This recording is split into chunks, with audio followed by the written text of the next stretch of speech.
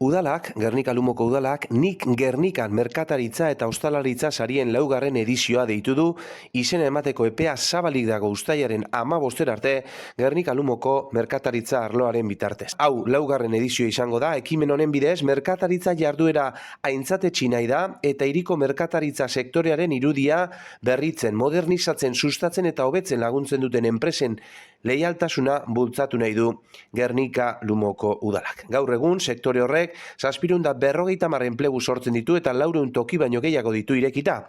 Jon Lejarraga, merkataritza zinegotziak adierazi du, herriko merkataritza eta ostalaritza sareko profesionalek egiten duten lan bikaina aitortu nahi dela sari hauekin. Ematen dituzten produktuen kalitatea eta bezeroei ematen dieten tratu ona nabarmentzeko.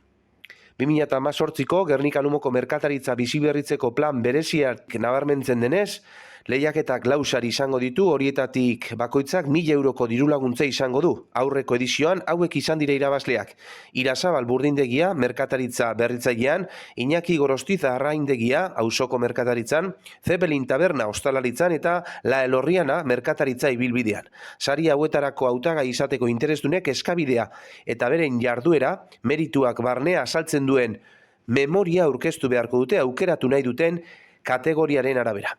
Udaleko A zerbitzuan aurkeztu beharko da uztailaren 15 bitartean. Hala ere, merkataritza eta ostalaritza harremanetan jar daitezke merkataritza bulegoarekin 94625 telefonoan edo GATS abildua gernikalumo.eus helbide elektronikoaren bitartez. Epaimahaiaren erabakia azaroaren 28an jakinaraziko da Nik Gernikan izeneko galan.